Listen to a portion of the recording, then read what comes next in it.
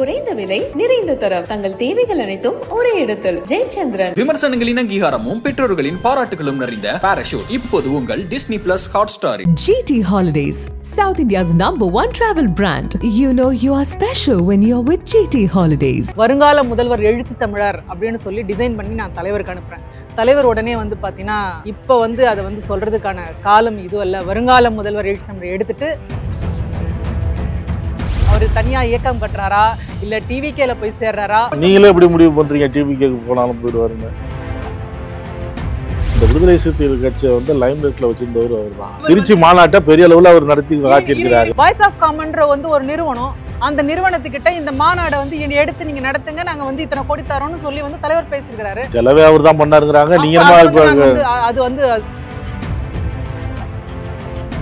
அண்ணன் எழுத்தமிழ் அவர்களுக்கு ஒட்டுமொத்த திறமை இருக்கின்றது, அர்ப்பணிப்பு இருக்கின்றது, தியாகம் இருக்கின்றது.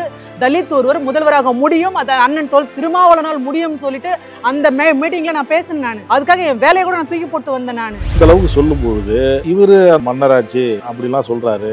என்ன திமுக மேல அவருக்கு கோபம்? பெரியார் முரண்பட்டதுனால தான் பகுத்தறிவு வந்தது. புரட்சியாளர் அம்பேத்கர் முரண்பட்டதுனால தான் அரசியலமைப்பு சட்டம் வந்தது.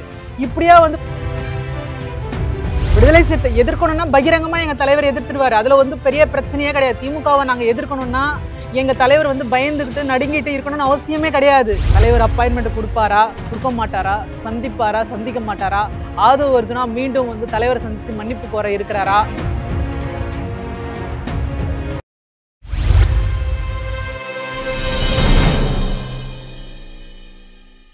நக்கீரன் நேயர்களுக்கு வணக்கம். இன்று நம்முடன் கருத்துக்களை பகிர்ந்து கொள்ள இணைந்திருக்கிறார் விடுதலை சிறுத்தைகள் கட்சியின் கொள்கை பரப்பு துணை செயலாளர் ஆதிமொழி அவர்கள். வணக்கம். வணக்கம் சகோதரர். ஆதவ் அர்ஜுனா இடைநீக்கம், அந்த அறிவிப்பு வந்ததுக்கு அப்புறம் விடுதலை சிறுத்தைகள் கட்சியினர் என்ன நினைக்கிறீங்க? இது வந்து ஒரு தலைவர் எடுத்த இடைநீக்கம் என்பது ஒரு சரியான முடிவு தான் அப்படின்னு சொல்லி தான் நாங்கள் நினைக்கிறோம். ஏன்னா ஆதவ் அர்ஜுனா மேலே தொடர்ச்சியாக ஆதவ் அர்ஜுனா வந்து தலைவர் ஒரு அறிக்கை வெளியிடுவார், உடனே இவர் அதுக்கு முரணாக இன்னொரு அறிக்கை வெளியிடுவார்.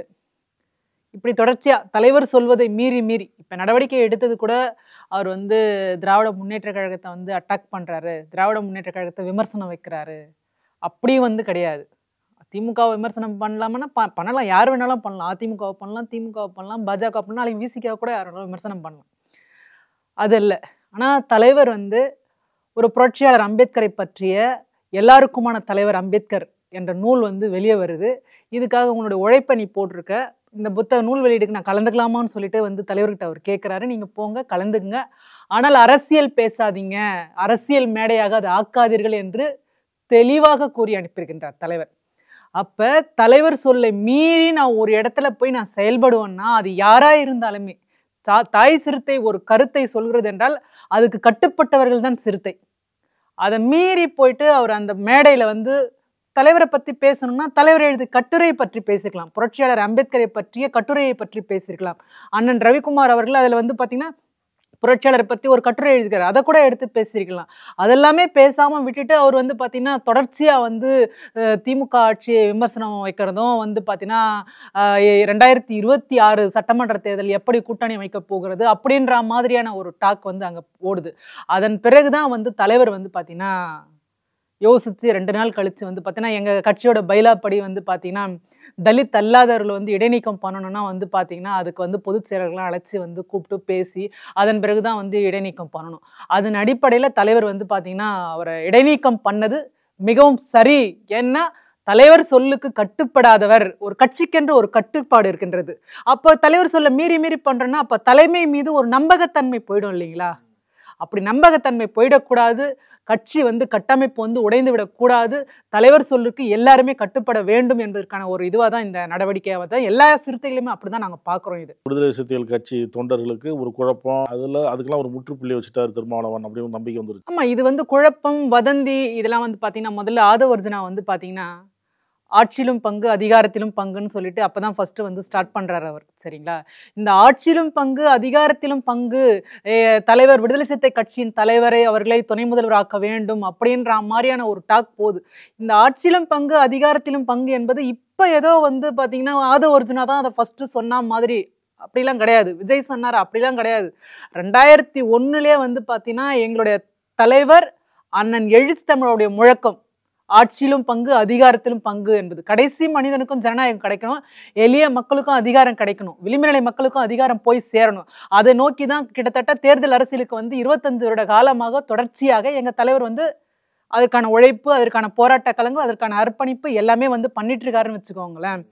இதுல பாத்தீங்கன்னா இப்பதான் புதுசா எல்லாம் சொல்றேன். ஆனால் அதுக்கற்ற காலம் இது கிடையாது அப்படின்னு தான் தலைவர் சொல்றாரு. இப்ப நான் கூட பாத்தீங்கன்னா ஆசிரியரா இருக்கும் போதே நமது தமிழ்மண் அப்படின்ற ஒரு பத்திரிகை எங்களுடைய கட்சியின் சார்பா ஒரு பத்திரிகை வெளிவரும்.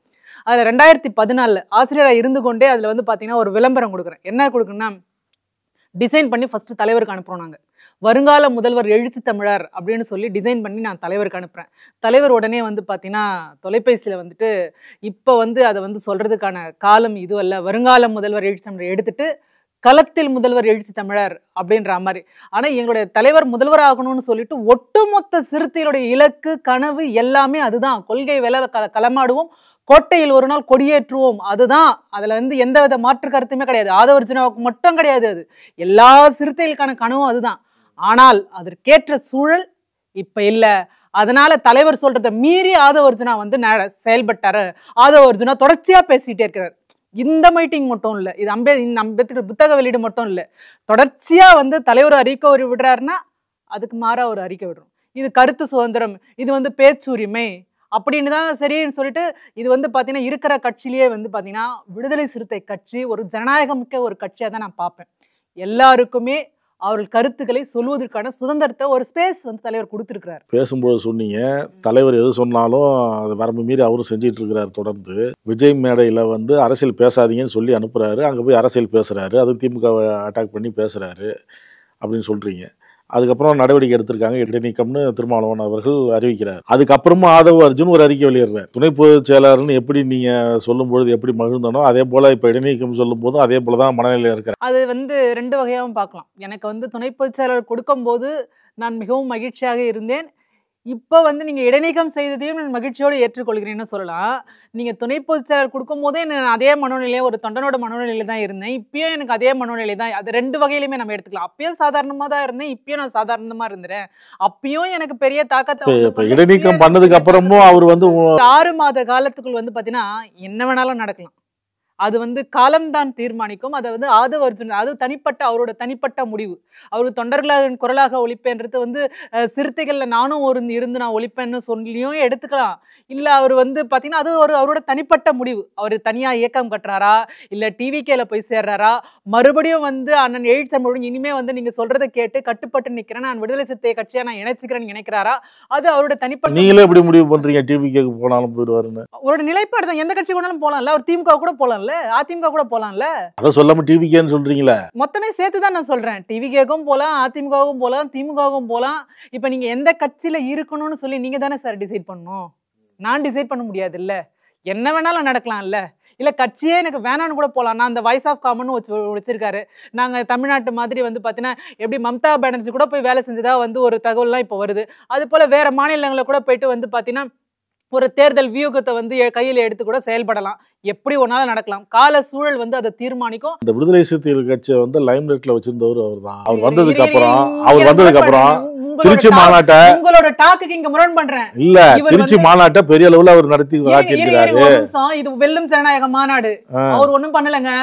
எல்லாமே இது போல 25க்கு மேற்பட்ட மாநாடு விடுதலை சிறுத்தை கட்சியின் தலைவர் எழுச்சி தமிழர் டாக்டர் தொல் திருமாவளவன் அவர்கள் தொடர்ச்சியா நடத்திட்டு இருக்காரு. வெல்லும் ஜனநாயக மாநாடு இப்ப சொல்றீங்க, நீக்கினதுக்கு அப்புறமே சொல்றீங்க அவரு ஜனவரி 26 தான் தன்னை விடுதலை சிறுத்தை கட்சியாக அவர் இணைத்துக் கொள்கின்றார். வெல்லும் ஜனநாயக மாநாட்டுல நானும் என்னை சிறுத்தையில் ஒருத்தராக நான் இணைத்துக் கொள்கிறேன்னு சொல்லிட்டு 6 மாத காலம் தான் வருது. இவரு ஆதவர்ஜுனா தான் அந்த மாநாட்டை நடத்தினாரு. அப்படி கிடையாது. இது போல வெல்லும் ஜனநாயக மாநாடு போல 25க்கு மேற்பட்ட மாநாடுகளை விடுதலை சிறுத்தை கட்சி நடத்தி இருக்கிறது. லட்சக்கணக்கான மக்களை திரட்டி நடத்திருக்கின்றார்கள். அது ஆதவர்ஜுனா தான் நடத்தினாரு அப்படி எப்படி சொல்ல முடியும்?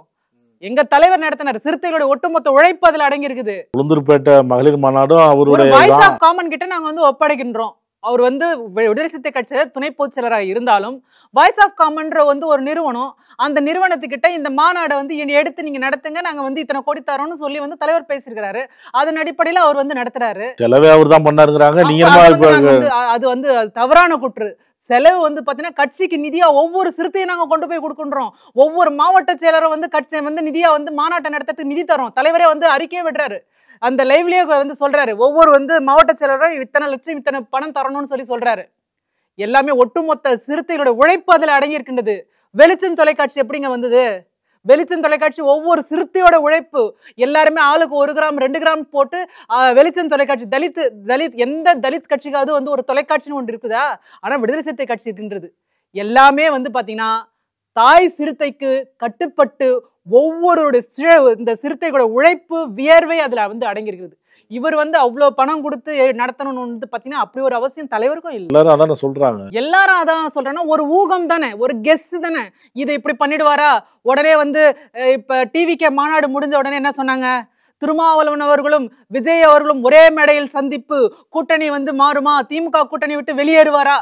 எல்லாமே வந்து ஒரு ஊகத்தின் அடிப்படையில அது வந்து வழி போக்கையே மாத்துறதே. அது வேணாலும் செய்யலாம். இப்ப இது வந்து ஆதரவு எடுத்து அவருடைய முயற்சியில தான் இவ்வளவும் நடந்திருக்கு. அவருடைய வியூகத்துலதான் இந்த 2 மாநாடு நடந்திருக்கு. 6 மாத காலம் தாங்க வருதுங்க. விடுதலை சிறுத்தை கட்சிக்கே வந்து ஆதவர்ஜுனா வந்து 6 மாத காலம் தான் ஆகுது.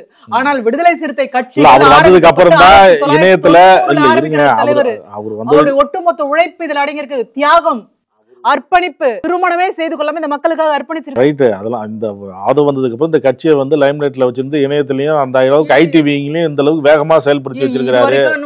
அப்படி வந்து அது தவறான கூற்று. அவர் எங்கள் கட்சிக்கு வந்தார், நாங்களை வரவேற்றோம்.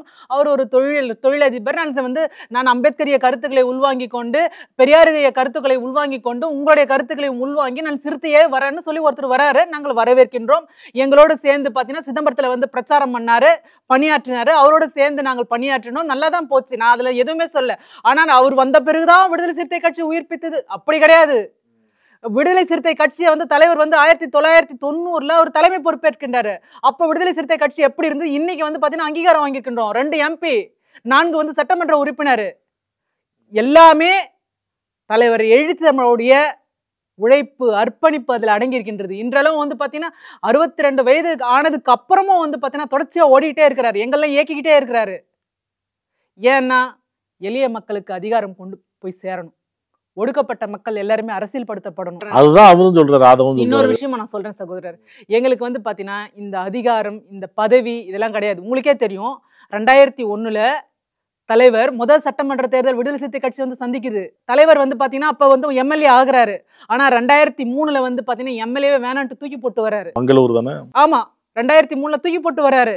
அப்ப உதயசூரியன் சின்னத்துல வந்து நின்னு போட்டிடுறாரு. தலித் மக்களோட தன்மானத்துக்காகவும் சுயமரியாதைக்காகவும் வந்து பாத்தீங்கன்னா அந்த எம்எல்ஏவை வேணான்ட்டு தூக்கி போட்டு வராரு.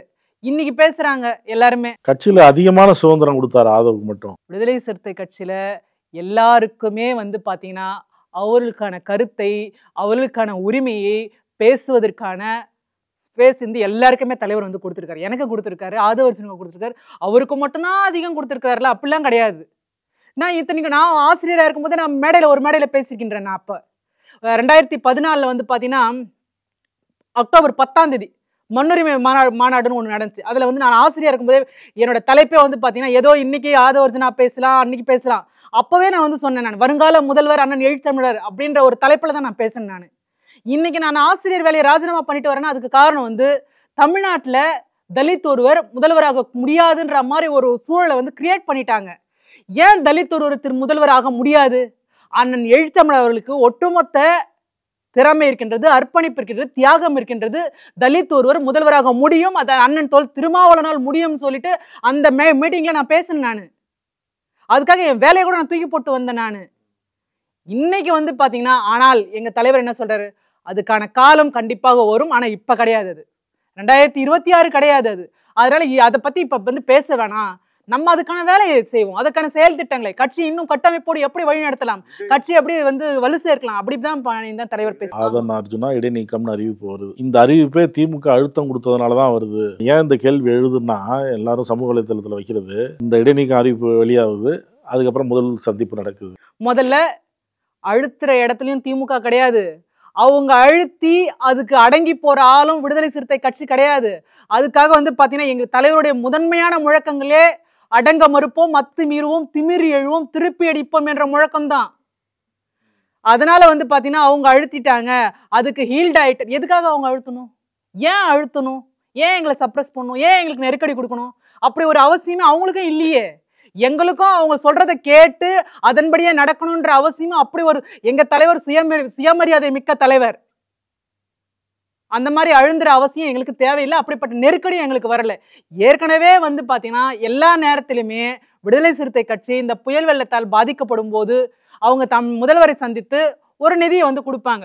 அது 2 நாடாளுமன்ற உறுப்பினர் என்ற அடிப்படையில் சட்டமன்ற உறுப்பினர் 1 மாத சம்பளத்தை வந்து ஒதுக்கி கொண்டு போய் முதல்ல ஃபர்ஸ்ட் யார் கொடுப்பாங்கன்னா அந்த விடுதலை சிறுத்தை கட்சி தான் எப்போதுமே அப்படிதான் கொடுப்பாங்கன்னு வச்சுக்கோங்களேன். அதன் அடிப்படையில் அவங்க வந்து பிளான் பண்ண மாதிரி அந்த நிதியை வந்து 10 லட்சம் கொண்டு போயிட்டு முதல்வர்கிட்ட கொடுத்துருக்காங்க. அதுக்கும் இதுக்கும் வந்து சம்பந்தமே கிடையாது. சிஎம்க்கு வந்து அந்த நிதி கொடுக்கறதுக்கு முன்னாடி வரைக்கும் சிஎம்க்கு வந்து பாத்தீங்கன்னா நடவடிக்கை எடுத்துட்டாங்களா எடுக்கலான்னு கூட தெரியாது. 9 மணிக்கு வந்து பாத்தீங்கன்னா அறிக்கை விடுறாரு தலைவர். சிஎம் அப்பெல்லாம் வந்து சட்டமன்றத்துக்குள்ள இருப்பாரு. அதனால வந்து பாத்தீங்கன்னா இதுக்கும் அதுக்கும் வந்து தயவு செஞ்சு அதுக்கு நம்ம வந்து முடிச்சு போடுறோம். இந்த இதை விட்டுருவோம். திமுக மேல ஆதவ அர்ஜுனாவுக்கு என்ன கோபம்? விடுதலை சிறுத்தைகள் பயணிக்கிறாரு. விடுதலை சிறுத்தைகள் தலைவர் ஒரு கருத்தை சொல்றாரு, 2026 இந்த கூட்டணி தொடரும், இந்தியா கூட்டணியை கட்டமைச்சதுல முக்கியமான பங்கு என்னுடைய பங்கும் இருக்கு. இந்த அளவுக்கு சொல்லும் பொழுது இவரு மன்னராட்சி அப்படிலாம் சொல்றாரு. திமுக பிறப்பால ஒருத்தர் முதல்வர் வரக்கூடாது அப்படிலாம் பேசுறாரு. என்ன திமுக மேல அவருக்கு கோபம்? தலைவர் சொல்ற கருத்து என்பது 100% உண்மை. ஏன்னா அவரோட மணிவிழாவோட முழக்கமே வந்து பாத்தீங்கன்னா சனாதன சக்திகளை தனிமைப்படுத்துவோம், ஜனநாயக சக்திகளை ஐக்கியப்படுத்துவோம் என்ற முழக்கத்தை வச்சுதான் சிஎம் வந்து மேடையில வச்சுக்கிட்டு தான் வந்து பாத்தீங்கன்னா அது உங்களால முடியும் இந்தியான்ற அப்ப இந்தியா அதன் பிறகுதான் இந்தியா கூட்டணியே உருவாகுதுன்னு வச்சுக்கோங்களேன். உங்களால முடியும். இங்க தமிழ்நாட்டுல மட்டும் இல்ல இந்தியா அளவிலும் வந்து பாத்தீங்கன்னா ஜனநாயக சக்திகளை வந்து நம்ம ஒருங்கிக்கணும், சனாதன சக்திகளை நம்ம தனிமைப்படுத்தணும்னா இந்த சக்திகளை ஒருங்கிக்கணும்னு சொல்லிட்டு இந்தியா என்ற ஒரு கூட்டணிக்கு வந்து விதை போட்டு அதுக்கு வந்து பாத்தீங்கன்னா அந்த கூட்டணி வந்து உருவாவதற்கு ஒரு முக்கிய முதற் புள்ளியா வந்து விடுதலை சிறுத்தை கட்சியோட தலைவர் எங்களுடைய தலைவர் வந்து அதுல இருக்கிறார். அதுல எந்தவித மாற்று கருத்துமே இல்லை. அந்த கூட்டணி வந்து பாத்தீங்கன்னா உடையக்கூடாது அப்படின்ற மாதிரி தான் நினைக்கிறார். இப்ப இதுல வந்து பாத்தீங்கன்னா ஆதவ அர்ஜுனா வந்து பாத்தீங்கன்னா அவர் உள்ளபடியே வந்து பாத்தீங்கன்னா கடைசி மனிதனுக்கு ஜனநாயகம் போய் சேரணும், ஆட்சி அதிகாரத்துல பங்கு வேணும் அப்படின்னு சொல்லி கட்சியோட நலன் கருதி அவர் பேசியதாக வந்து பாத்தீங்கன்னா அவர் வந்து சொல்றார். அவர் பேசியதுல வந்து பாத்தீங்கன்னா அவர் சொன்ன கருத்துலயோ அவர் பேசியதுலயோ நாங்க வந்து முரண்பட்டு நிக்கல. எங்க முரண்படுறோம்னா தலைவருக்கு கட்டுப்பாட மீறி பேசுறாரு. அவரு வந்து பாத்தீங்கன்னா திமுக மேல விமர்சனம் வந்து யாருக்குமே யார் மேலேயும் இருக்கக்கூடாது அப்படிலாம் கிடையாது. யாருக்கு வேணாலும் யார் மேனாலும் விமர்சனம் இருக்கலாம். ஏன் உட்கட்சியில கூட வந்து பாத்தீங்கன்னா நட்பு முரண், பகை முரண், கருத்து முரண் எல்லாரு மேலுமே முரண் இருக்கும். முரண்பாடு இல்லாம மனிதன் வந்து முரண்பாடு எங்க முரண்படுறோன்றதுதான் முக்கியம். பெரியார் முரண்பட்டதுனால தான் பகுத்தறிவு வந்தது. புரட்சியாளர் அம்பேத்கர் முரண்பட்டது தான் அரசியலமைப்பு சட்டம் வந்தது. இப்படியா வந்து பாத்தீங்கன்னா ஒவ்வொரு முரண்பாடுக்கும் பின்னாடியும் ஒரு சோர்ஸ் இருக்கும். அதனால வந்து பாத்தீங்கன்னா விமர்சனங்களுக்கு அப்பாற்பட்ட முரண்பாடுகளே சொல்ல முடியாது அப்படிலாம் கிடையாது. திமுகவோட ஒரு முரண்படுறாருன்னா அவரோட அது வந்து பாத்தீங்கன்னா தனிப்பட்ட இது. இப்ப கட்சிக்கென்று ஒரு கட்டுப்பாடு இருக்குது. அதுதான் தலைவர் அதனாலதான் நடவடிக்கை எடுத்திருக்கிறார். இப்ப இன்னைக்கு வந்து கூட்டணி கட்சியில இருக்கும் நம்ம இருக்குன்றோம். அந்த கூட்டணி கட்சியிலே இருந்துகிட்டு திமுக முதல் விஜய் மேடையில முதல் முறையா திமுகவை தாக்கி பேசுறாரு அப்படின்னா திமுகவுக்கும் அவருக்கு என்ன தெரியல அப்படின்னு சொல்லலாம். தொடர்ந்து சொல்லிட்டு வர்றாருல்ல. அப்படிங்கும்போது கட்சிக்குள்ள இருக்கிறவங்களும் தலைவர் வந்து அட்வைஸ் பண்றாரு, தொடர்ந்து அட்வைஸ் பண்ணிட்டு இருக்கிறாரு, அந்த மாதிரி பேசாதீங்கன்னு ஏற்கனவே சொல்லியிருக்கிறாரு. அப்படின்னு மீண்டும் பேசுறாருன்னா கட்சிக்குள்ள இருக்கிறவங்களும் உங்களை மாதிரி உள்ளவங்களுக்கு தெரியும்ல, நிர்வாகிகளுக்கு, தலைமைக்கு நெருக்கமா இருக்கிறவங்களுக்கு, முக்கியமான பொறுப்புல இருக்கிறவங்களுக்கு தெரியும்ல என்ன கோபம் ஆதவ அர்ஜுனாவுக்கு. அதுதான் இப்ப நாங்க சொல்றோம். ஏன்னா இப்ப வந்து ஒரு கூட்டணி தர்மம்னு ஒண்ணு இருக்கு இல்லைங்களா. தலைவர் வந்து திமுகவை எதிர்க்கணும்னா அந்த வேலையை யார் செய்யணும்? விடுதலை சிறுத்தை எதிர்க்கணும்னா பகிரங்கமா எங்க தலைவர் எதிர்த்துடுவாரு. அதுல வந்து பெரிய பிரச்சனையே கிடையாது. திமுகவை நாங்க எதிர்க்கணும்னா எங்க தலைவர் வந்து பயந்துகிட்டு நடுங்கிட்டு இருக்கணும்னு அவசியமே கிடையாது. இன்னைக்கு பாத்தீங்கன்னா எல்லாருக்குமே தெரியும் விடுதலை சிறுத்தை கட்சி எந்த கட்சியோடு கூட்டணி வைக்கிறார்களோ அவர்கள் தான் ஆட்சி கட்டளையில் வர முடியும். அது அதிமுகவாக இருந்தாலும் சரி, திமுகவாக இருந்தாலும் சரி, இல்ல டிவிக்காக கூட அதனாலதான் அப்படின்ற மாதிரி அவங்க சொல்லிக்கிறாங்க. அப்படின்னு ஒரு நிலைப்பாடு இருக்கும்போது அதனாலதான் கூட்டணி தர்மம்னு ஒண்ணு இருக்குது. அதனால வந்து பாத்தீங்கன்னா அதை எதிர்க்கணும்னா தலைவர் நேரடியா எதிர்க்கிறார். நீ அந்த வேலையை செய்யக்கூடாது. துணை பொதுச் செயலாளர் அந்த அட்வைஸ் பண்ணதுக்கு அப்புறமா மீண்டும் அவரு செய்யறாரு. அப்படிங்கும் போது என்ன அவருக்கு திமுக மேல கோபம்னு கேக்குறாங்க. அது அவரை தாங்க நீங்க ஆதவ அர்ஜுனா கிட்ட தான் போய் கேட்கணும். நீங்க வந்துட்டு உங்களுக்கு என்னதாப்பா அப்படியாப்பா திமுக தொடர்ச்சியா வந்து நாங்க வந்து சமூக நீதிக்கான ஒரு கொள்கையின் அடிப்படையில தான் வந்து திமுகவோட நாங்க கூட்டணி வச்சிருக்கணும். பிஜேபி வந்துடவே கூடாது, சனாதன சக்திகளை வந்து தனிமைப்படுத்தணும், ஒரு சமூக இது வந்து ஒரு சமூக நீதிக்கான மண் வந்து பார்த்தீங்கன்னா எப்படி இப்போ பார்த்தீங்கன்னா ஒன்றிய அரசு வந்து ஆட்சி செய்து கொண்டு பிஜேபி, அது போல இங்கே வந்து தமிழகத்தில் வந்து பிஜேபி வந்து ஒரு இடத்துல கூட வந்துடக்கூடாதுன்றதுனால தான் நாங்கள் வந்து தலைவர் வந்து உறுதியாக இருக்கிறாரு, வந்து தீர்க்கமாக இருக்கின்றாரு. அதை வந்து எதிர்ப்பு சொன்னதுனால தான் வந்து இப்போ ஆதவ அர்ஜுனா மேலே தலைவர் நடவடிக்கை எடுத்துட்டாரு. விளக்கம் கேட்போம் அப்படின்னு சொல்லிட்டு இருந்தீங்க, விளக்கம் கேட்காமையே இப்போ இடைநீக்கம் பண்ணிட்டீங்க. பொதுச் செயலாளர்கிட்ட நாங்க வந்துட்டு பேசணும், உயர்மட்ட குழுவை கூட்டி பேசணும், இல்ல பேசணும்கிட்ட விளக்கம் கேட்பேன்னு சொன்னாங்க. உயர்மட்ட குழுவை அழைத்து பேசும்போது கட்சியிலும் ஒரு நிலைப்பாடு போயிட்டு இருக்குது. தலைவரோட கொள்கைக்கு எதிராக, தலைவருடைய அந்த கருத்துக்கு முரணா பேசுறாரு, தலைவர் சொல்றதை மீறி பேசுறாரு. ஏற்கனவே விடுதலை சிறுத்தை கட்சிக்குள்ள ஒரு சூழல் வந்து நிலவிட்டு இருக்குது. அப்படி இருக்கும்போது அழைத்து பேச வேண்டும் என்று சொன்னால் பொதுச் செயலாளர்களை அழைத்து பேச வேண்டும் என்று சொல்லிதான் வந்து தலைவர் சொன்னார். அப்போ உயர்மட்ட குழு வந்து அழைத்து பேசிட்டு அதன் பிறகுதான் தலைவர் வந்து முடிவெடுத்திருக்கிறார். இதுல வந்து யாரும் அழுத்தப்பட்டோ முடிவெடுக்கல. ஒரு செய்தியும் ஆதவ அர்ஜுனாவை கட்சியிலிருந்து இடைநீக்கம் செய்யறதுக்கு திருமாவளவனுக்கு மனசு இல்லை. இந்த இரண்டாம் கட்ட தலைவர்கள் தான் அழுத்தம் கொடுத்து இந்த இதை செய்ய வச்சிருக்கிறாங்க. பொதுச் செயலாளர்கள் அழுத்தம் கொடுத்தோ அழுத்தப்படுற நிலையில் தலைவர் இல்லை. மீண்டும் நான் சொல்றேன், அந்த மாதிரி சுச்சுவேஷன்லயும் கிடையாது. திமுகவும் அழுத்தம் கொடுக்கல. அவருக்கு எது சரின்னு படுதோ அதை தாங்க அவர் செஞ்சிருக்காரு. அவருக்கு வந்து பாத்தீங்கன்னா நம்ம சொல்லி இவ்வளவு தூரம் மீறி இவர் செயல்பட்டு கருத்து வந்து கேட்கலாம், கருத்துல எல்லார்கிட்டயுமே கருத்து கேட்கலாம். ஆனா அவரு வந்து பாத்தீங்கன்னா இது சரியா, அதனாலதான் அந்த 2 நாள் வந்துட்டு எடுத்தம் கவுத்தம்லாம் எங்க தலைவர் உடனே எல்லாம் முடிவு எடுத்து உடனே அறிக்கை விட்டு நடவடிக்கை எடுக்கவில்லையா, இப்பொழுது நடவடிக்கை இல்லையா, நடவடிக்கை பாயம் அப்படிலாம் எல்லாருமே தான் சொல்லிட்டு இருந்தாங்க. ஆனா புத்தக வெளியீடு முடிஞ்சு டிசம்பர் 6 வந்து புத்தக வெளியீடு வந்து நடக்குது. சரி, நீங்க இடைநீக்கம் பண்ணிட்டீங்க. இல்ல இடைநீக்கம் பண்ணிட்டீங்க. அது அதுக்கப்புறம் ஒரு அறிக்கை விட்டார்ல ஆதவ அர்ஜுனா, நான் எப்படி உழைச்சங்கிறது தொண்டர்களுக்கு தெரியும் அப்படிங்கிறாரு. தொண்டர்களுக்கு தெரியும். அவர் வந்து கட்சியில வந்தாருங்கன்னா அதுல வந்து நான் அவரை வந்து குறைச்சிலாம் நான் மதிப்பிடல. நான் வந்து என்ன சொல்ல வராரு, இப்படி பணியாற்றணுங்கிறது தொண்டர்களுக்கு தெரியும் அப்படிங்கிறப்ப என்ன சொல்ல வராரு? அவர் திரும்ப விடுதலை சிறுத்தை கட்சி கூட வரலாம், அதை கூட அவர் சொல்லணும்னு நினைக்கலாம். எல்லாருமே விடுதலை சிறுத்தை கட்சியில தொண்டர்கள் வந்து பாத்தீங்கன்னா என்னோட வந்து நான் வேலை செஞ்சிருக்கேன், அதெல்லாம் பார்த்துருக்கேன், நான் மறுபடியும் நான் சிறுத்தையா வருவேன், என்னை வந்து அவங்க கணிப்பாங்க. அது எப்படி வேணாலும் நம்ம எடுத்துக்கலாம் இல்லைங்களா?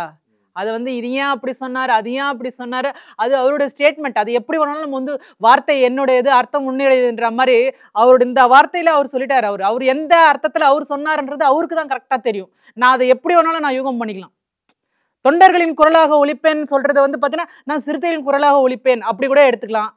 இல்ல தொண்டரின் குரலாகவா, அது தொண்டர்களின் குரலாகவா, அப்ப தனியா வந்து பாத்தீங்கன்னா ஒரு இயக்கம் வந்து கட்டமைப்பாரா? அது எப்படி வேணாலும் நம்ம வந்து ஊகம் வந்து எப்படி வேணாலும் யார் வேணாலும் பண்ணலாம். தனியா ஒரு கட்டமைப்பு பண்ணுவாரா அப்படிங்கிறப்ப பாதி பேர்கிட்ட தொடர்புல தான் இருக்கிறாங்க. ஆதவ அர்ஜுனாவுக்கு விடுதலை சிறுத்தைகள்ல ஒரு ஆதரவு இருக்கு அப்படிங்கிற செய்தியும் வருது. ஆதரவு வந்து பாத்தீங்கன்னா விடுதலை சிறுத்தை கட்சியில நீங்க ஒன்ஸ் வந்து பாத்தீங்கன்னா ஒரு முறை வந்து தலைவருடைய கொள்கையை ஏற்றுக்கொண்டு ஒருத்தர் வந்து தன்னை சிறுத்தையா மாற்றிக்கொள்றாங்கன்னு சொல்லியாச்சுன்னா அடுத்து தலைவரோட கட்டுப்பாட்டை மீறி ஒருத்தர் கூட வெளியே போக மாட்டாங்க.